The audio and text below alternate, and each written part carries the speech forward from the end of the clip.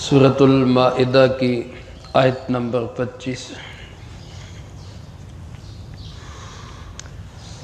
الحمدللہ وکفی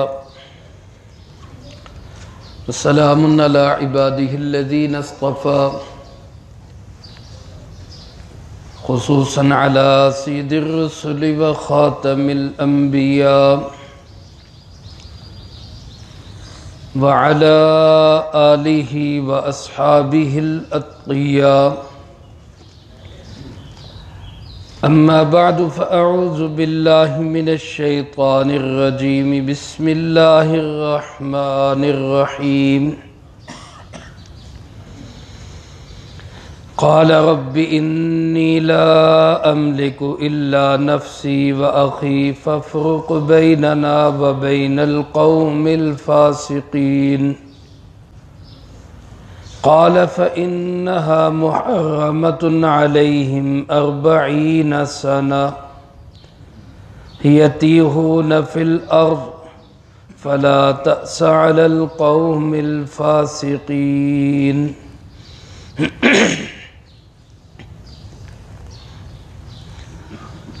قال رب انی لا املک۔ حضرت سیدنا موسیٰ علیہ السلام کہنے لگے، اے میرے پروردگار،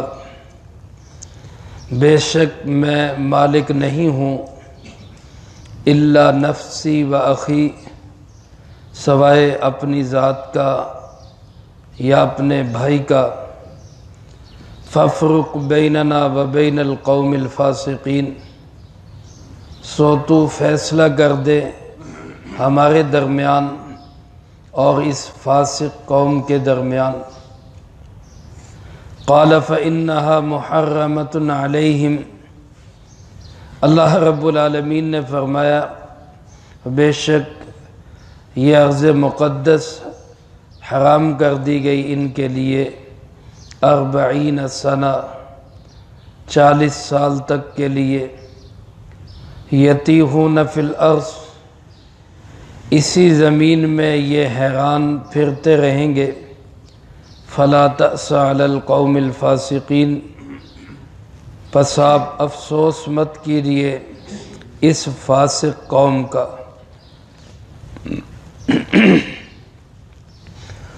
حضرت سیدنا موسیٰ علی نبینا علیہ السلام نے جب اپنی قوم سے، بنی اسرائیل کے لوگوں سے کہا کہ بھئی اس سامنے شہر میں داخل ہو جاؤ، اللہ کے حکم سے تمہیں فتح اور غلبہ نصیب ہوگا۔ اس شہر سے مراد شام کی سرزمین مقدس ہے۔ اس قوم نے بڑے اپنی آنکھوں سے معجزات دیکھے تھے، اللہ کی نشانیاں دیکھی تھی۔ فرعون کے خلاف حضرت سیدنا موسیٰ علیہ السلام نے جد و جہد کی، اس قوم کو غفلت سے نکالا۔ پھر ان کی جد و جہد پہ فرعون کی غلامی سے نجات ملی۔ فرعون جیسا ڈکٹیٹر، ظالم، مستبد بادشاہ پانی میں غرق ہوا، ان کی آنکھوں کے سامنے غرق ہوا۔ اتنے بڑے معجزات اور نشانیاں دیکھنے کے بعد حق تو یہ تھا کہ موسیٰ علیہ السلام کی بات پر آنکھیں بند کر کے اپنا تن من دھن لٹا دیتے، لیکن غلامی نے ان کے ذہنوں کو ایسا جکڑ لیا تھا کہ یہ لوگ اللہ کے نبی علیہ السلام کی بات پر لبیک تو کیا کہنا، الٹا ان کو انتہائی گستاخانہ جواب دینے لگے۔ میرے عزیز دوستو، آپ نے ایک مثال سنی ہوگی کہ ہاتھی کا بچہ جب چھوٹا ہوتا ہے تو بچپن میں اس کے پاؤں میں زنجیر ڈال کے کسی چھوٹے سے تنے کے ساتھ یا معمولی سے کلے کے ساتھ اس کو باندھ دیا جاتا ہے۔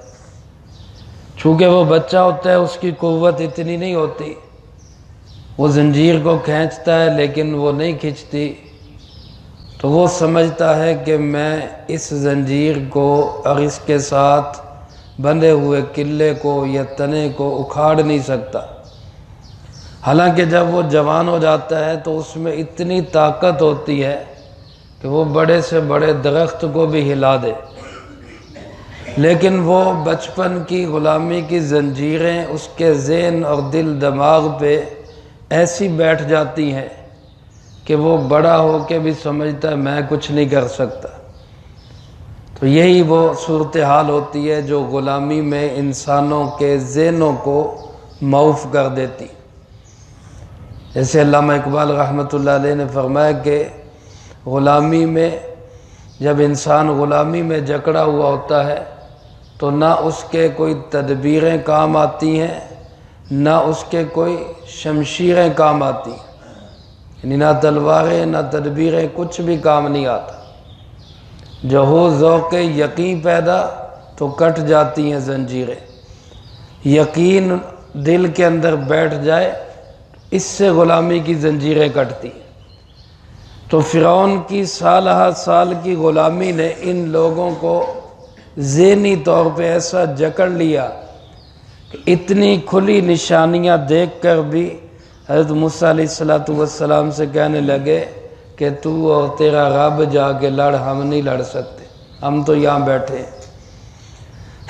اس بات پہ حضرت موسیٰ علیہ السلام کا حوصلہ دیکھیں، استقامت دیکھیں، حضرت سیدنا موسیٰ علیہ السلام کی قوت برداشت دیکھیں۔ اللہ پاک سے پھر بھی یہی دعا کی، ربی انی لا املک الا نفسی و اخی، اے میرے پروردگار میں تو یا اپنی ذات کا مالک ہوں یا اپنے بھائی کی گارنٹی دے سکتا ہوں، اس کے سوا میرے پاس کسی کے لیے کوئی گارنٹی نہیں ہے۔ میرا بھائی، چونکہ حضرت ہارون علیہ السلام بھی اللہ کے نبی، اور اللہ کا نبی معصوم ہوتا ہے، وہ اللہ کے حکم کی بال برابر بھی مخالفت نہیں کر سکتا۔ حضرت موسیٰ علیہ السلام کو یقین تھا کہ اگر اللہ پاک کا اب بھی حکم یہی ہوا کہ تم دونوں ہی چلے جاؤ تو میں اور میرا بھائی بھی اکیلے اللہ کا حکم پورا کرنے کے لیے تیار ہیں۔ تو اس لیے اپنی اور اپنے بھائی کی بات کی کہ میں اپنی اور اپنے بھائی کی گارنٹی دیتا ہوں، ہم ایک دوسرے کے مالک ہیں، ہم یہ یقین دلاتے ہیں کہ اللہ آپ کا حکم پورا کرنے کے لیے اب بھی تیار ہے۔ باقی یہ قوم حد سے تجاوز کر چکی، فسق میں نکل چکی ہے، نافرمانی میں آگے بڑھ چکی ہے۔ ربا تو جان اور یہ قوم جانے، ہمارے درمیان اب کوئی فیصلہ کر دے۔ گویا حضرت سیدنا موسیٰ علیہ السلام نے اللہ پاک سے کہہ دیا کہ ہمیں اس فاسق قوم سے الگ کر دے، ہم ان کے ساتھ نہیں رہنا چاہتے۔ یہاں علماء نے یہ سوال اٹھایا ہے کہ وہ دو بزرگ حضرت یوشع بن نون اور کالب، یہ حضرات بھی تو قوم کو تیار کر رہے تھے کہ جہاد کے لیے تیار ہو جاؤ، تو موسیٰ علیہ السلام نے ان کی گارنٹی کیوں نہیں دی؟ تو علماء نے اس کی وجہ یہ لکھی ہے کہ اس وقت حضرت سیدنا موسیٰ علیہ السلام سخت دل برداشتہ تھے، ایک مایوسی اور غصے کی سی کیفیت تھی۔ اگرچہ اللہ کے نبی علیہ السلام کبھی بھی مایوس نہیں ہوتے، لیکن بہرحال ایک بشری تقاضا تھا۔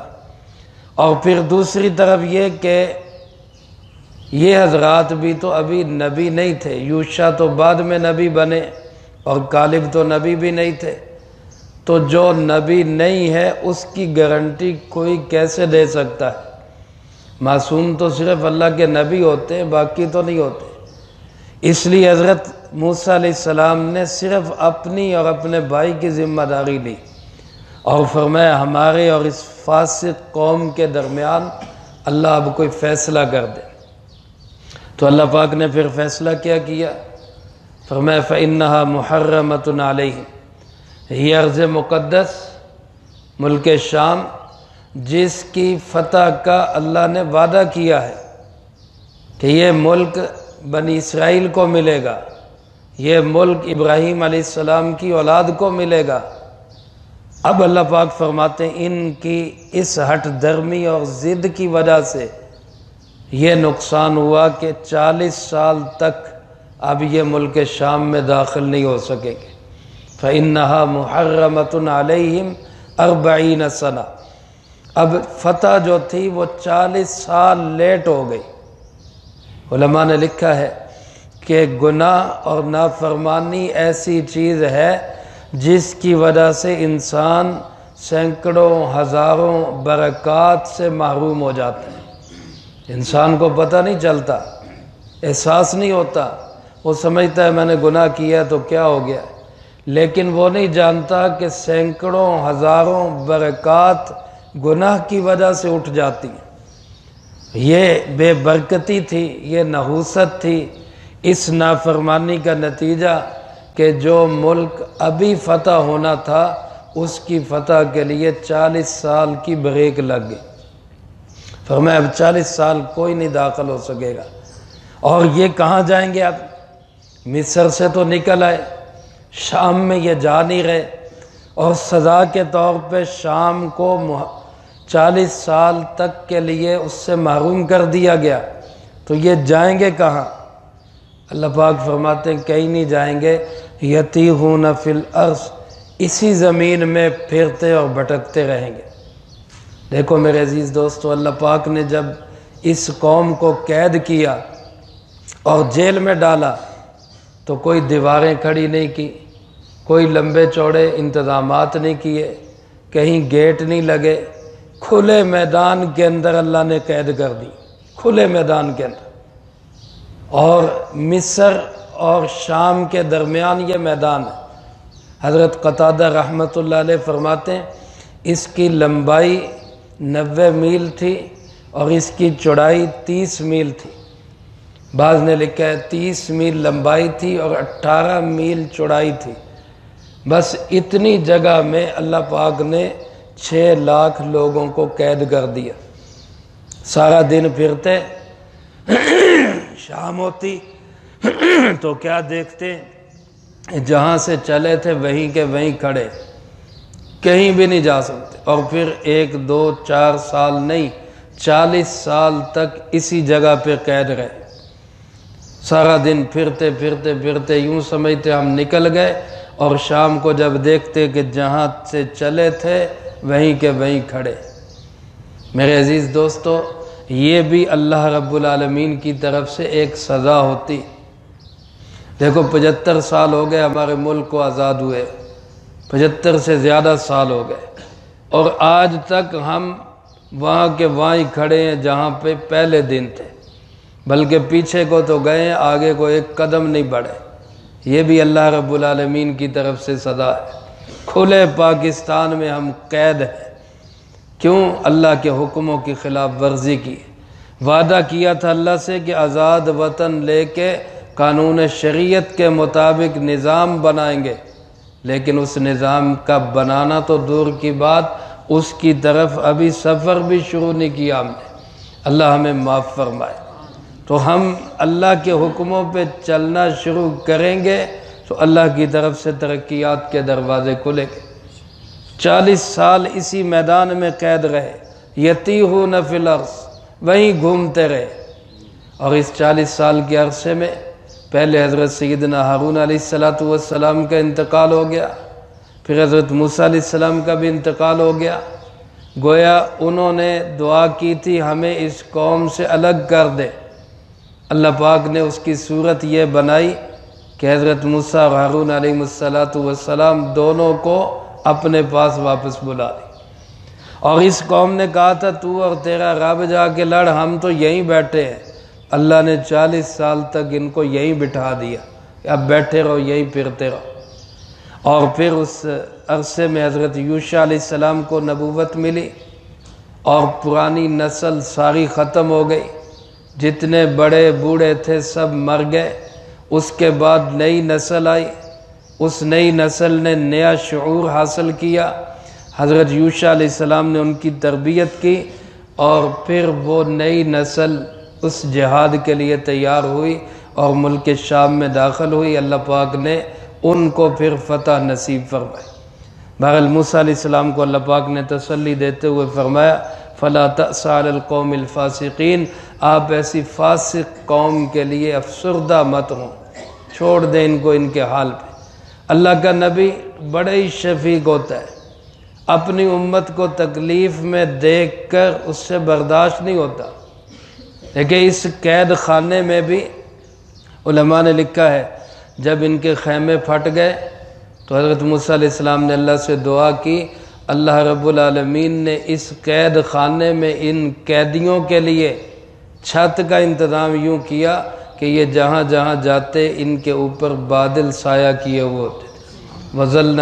وَظَلَّلْنَا عَلَيْهِمُ الْغَمَامِ، بادلوں کے سائے ان پہ کر دیے۔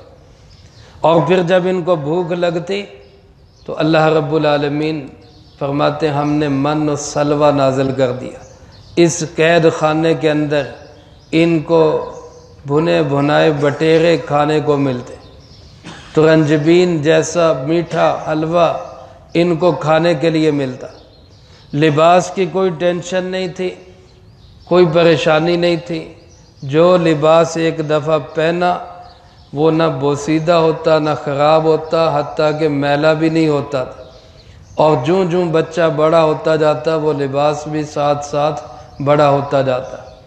روشنی کا انتظام، پانی کا انتظام، پیاس لگتی تو موسیٰ علیہ السلام پتھر پہ لاٹھی مارتے، 12 چشمے پانی کے جاری ہو جاتے۔ تو گویا اللہ پاک نے اس حالت میں بھی ان کے ناز اٹھائے، لیکن ان لوگوں کو کوئی اس سے جو ہے ٹس سے مس نہیں ہوئے۔ پھر اگلی نسل نے آ کر جب شعور پایا اور جہاد کیا تو اللہ پاک نے ان کی کوشش اور جد و جہد پہ ملک شام کو فتح یابی نصیب فرمائی۔ تو میرے عزیز دوستو، آج میرے آپ کے لیے سبق یہی ہے کہ ہم غلامی کی زنجیروں کو توڑیں، آزادی کے سانس لیں اور اپنی حقیقت اور حیثیت کو سمجھیں کہ مسلمان جب رب کے بھروسے پہ اٹھتا ہے تو دنیا کی کوئی طاقت اس کے سامنے ٹک نہیں سکتی۔ اللہ ہمیں اپنی اس حقیقت کو پہچاننے کی توفیق نصیب فرمائے، اور ہمیں ہمارے حکمرانوں کو بھی اللہ رب العالمین جذبہ جہاد اور شوق شہادت نصیب فرمائے، جو کہا سنا اس کو زندگی میں لا کے دوسروں تک پہنچانے کی توفیق عطا فرمائے۔ اللہم انت السلام ومنک السلام، تبارک ربنا وتعالیت یا ذی الجلال والاکرام۔